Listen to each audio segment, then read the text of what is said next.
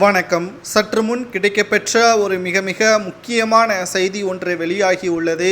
உதயநிதி ஸ்டாலின் அவர்களை கைது செய்ய வேண்டும்.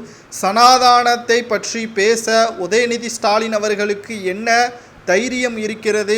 அவருக்கு மீண்டும் ஒரு முறை வாய்ப்பு வழங்கக்கூடாது. ஏற்கனவே அவர் மீது நடவடிக்கை எடுத்து மன்னிப்பு கேட்டதன் காரணமாக உச்சநீதிமன்றம் தற்பொழுது உதயநிதி ஸ்டாலினின் அமைச்சர் பதவி பறிக்காமல் இருந்த நிலையில் தற்பொழுது ஆந்திராவில் பவன் கல்யாண் மீண்டும் பேசியுள்ளதற்கு பதில் கூறும் விதமாக தமிழகத்தில் முழுமையாக சனாதானத்தை ஒழிப்போம், பொறுத்திருந்து பாருங்கள் என்று பதிலடி கொடுத்துள்ளார். இதை வன்மையாக கண்டிக்கக்கூடிய விதமாக பாஜக, ஆர்எஸ்எஸ் போன்ற மிக முக்கியமான உறுப்பினர்கள் நீதிமன்றத்தில் வழக்கு ஒன்றை பதிவு செய்திருக்கிறார்கள்.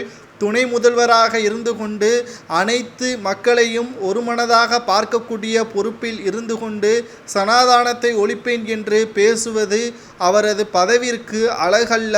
அவரது பதவியை உடனடியாக பறிக்க வேண்டும், அவரை உடனடியாக கைது செய்ய வேண்டும் என்று இந்த வழக்கானது சென்னை உயர்நீதிமன்றத்தில் சிறப்பு நீதிமன்றமான எம்பி எம்எல்ஏக்களுக்கான நீதிமன்றத்தில் வழக்கு பதிவு செய்யப்பட்டுள்ளது.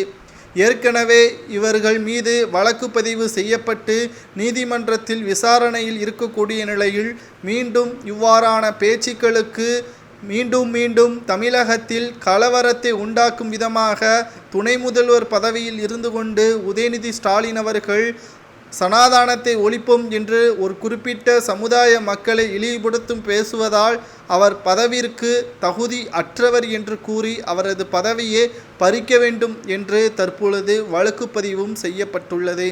உதயநிதி ஸ்டாலின் அவர்கள் துணை முதல்வராக பொறுப்பேற்று இன்னும் ஒரு வாரம் கூட முடிவடையவில்லை. அதற்குள்ளாகவே பல்வேறு சர்ச்சைகளிலும் சிக்கி வருகிறார் உதயநிதி ஸ்டாலின் அவர்கள்.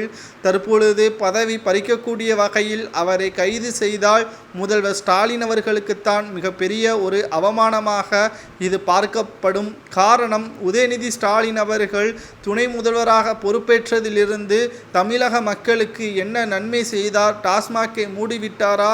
கொலை கொள்ளை சம்பவங்களை கண்டுபிடித்து அதற்கான நடவடிக்கைகளை மேற்கொண்டு விட்டாரா?